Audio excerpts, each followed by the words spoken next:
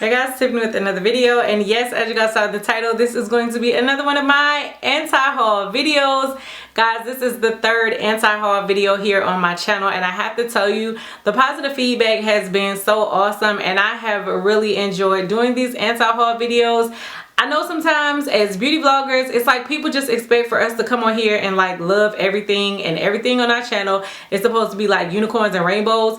But I don't know about y'all, but I feel like I can't trust somebody who loves everything. Like, you just love everything. Nothing that you got was bad. You didn't dislike nothing? Really?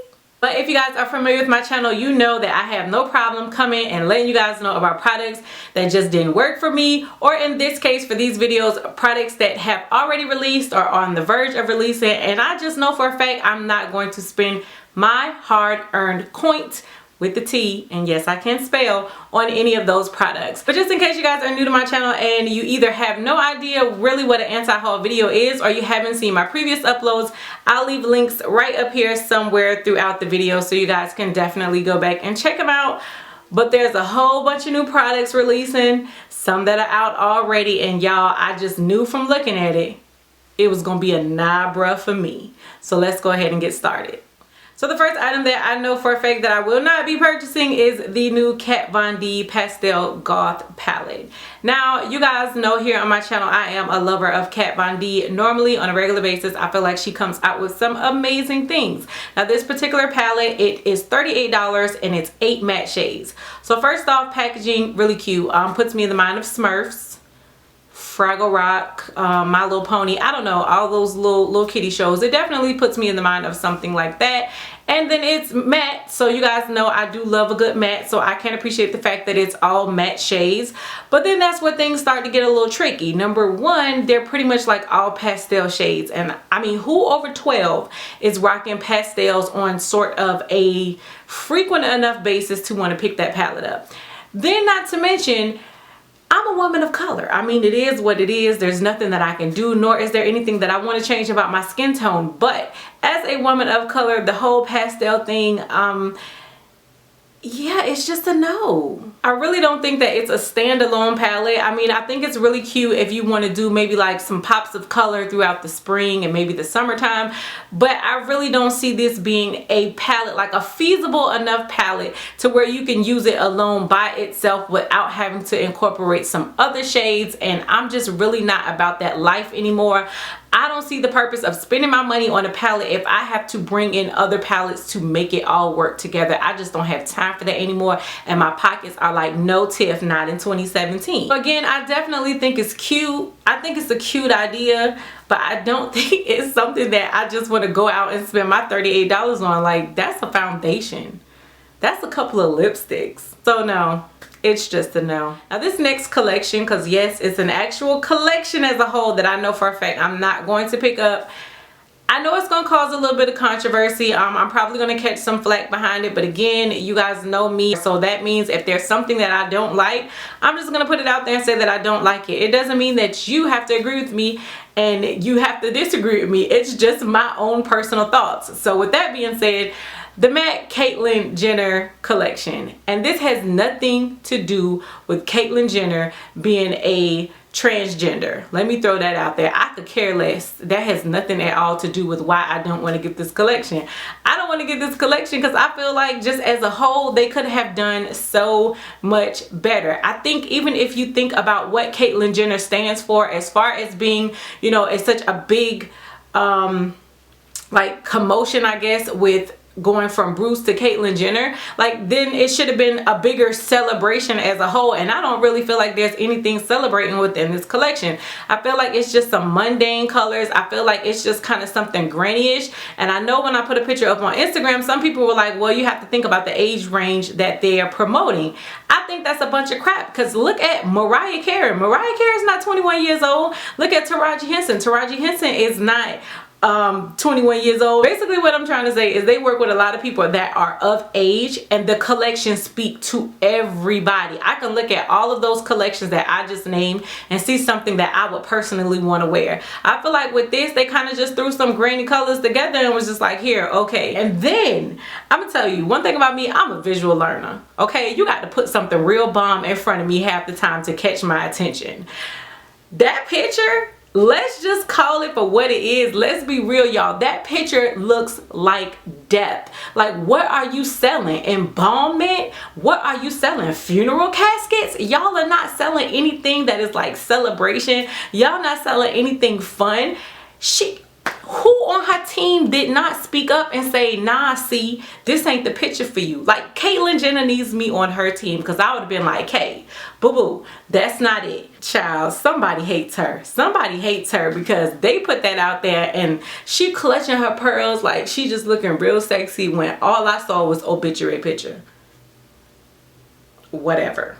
So the Too Faced and Kat Von D collaboration Better Together palette, it is $65. It's in the shape of a heart. It comes with some like Too Faced inspired shadows on one side and then some Kat Von D inspired shadows on the other.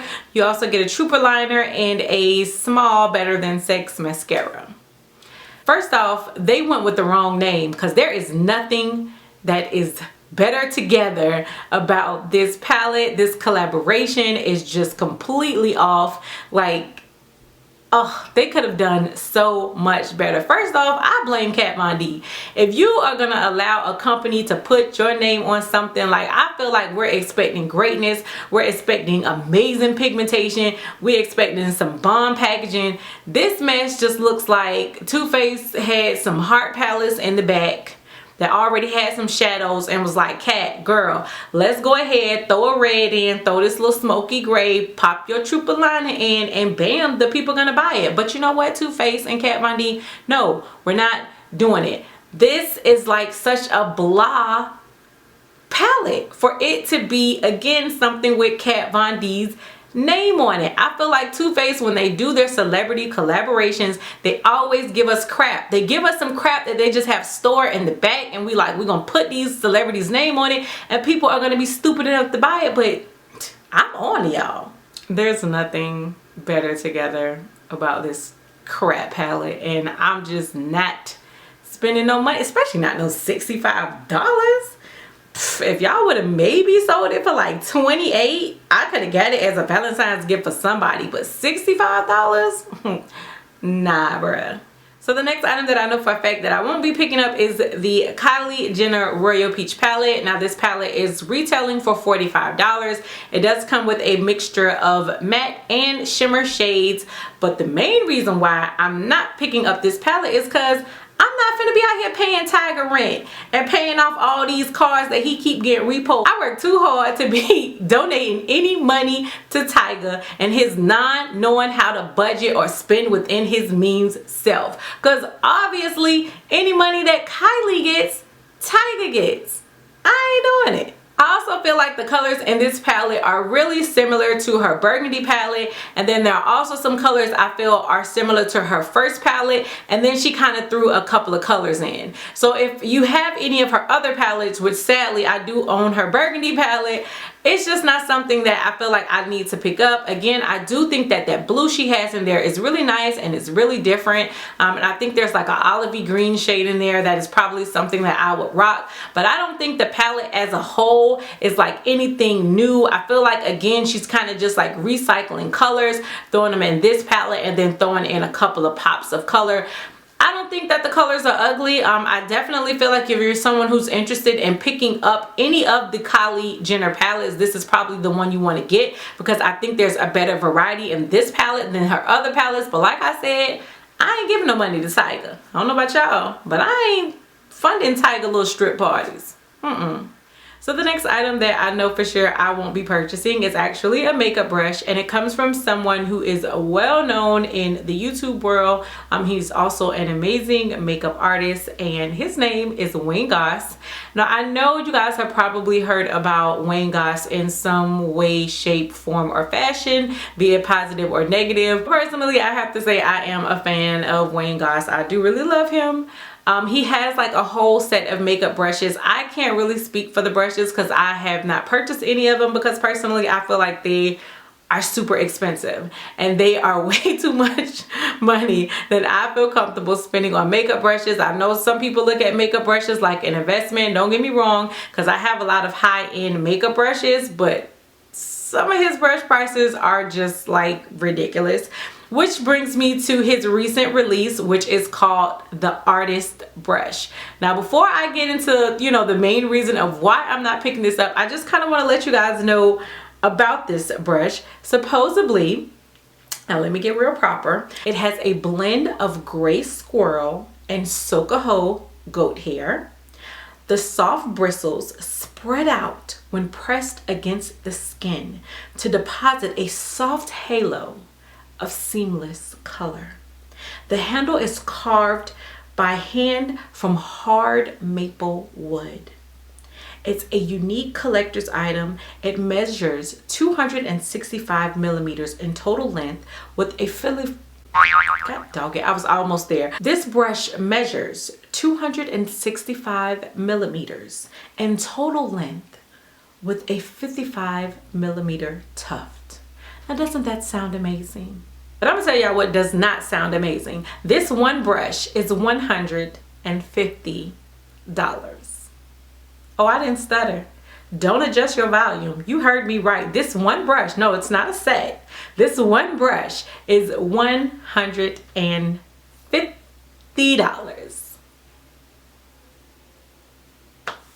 It is no way in HE double hockey sticks that I would purchase one brush for $150. I don't care how y'all try to tell me this is an investment in quality and you have to pay for the tools that you want to apply your makeup. I don't want to hear that crap, because $3 e.l.f. brushes work amazing. You can say what you want to say. A lot of the times people go out and they buy these expensive behind brushes and their makeup still look a mess because they just don't know how to apply makeup as a whole. So don't come at me with the whole it's about the quality, and if you want your makeup to look a certain way, bump that. I wish I would pay $150 for one brush. I love Wayne Goss, Lord knows I do. He is a sexy piece of white chocolate, but no, no. And then the final item that I know for a fact I will not be repurchasing, like with no hesitation, I ain't even have to think twice about this, is the new Christian Louboutin nail polishes. He's come out with a sort of metallic-y chrome line that is called the DuoChrome, and of course the polishes are $30 a piece. I'm just not doing it. I don't know, you could call me cheap, you could call me what you want to call me, but there are some things that I'm just not spending over $10 for, and nail polish is definitely one of them. I am a fan of Sinful Colors.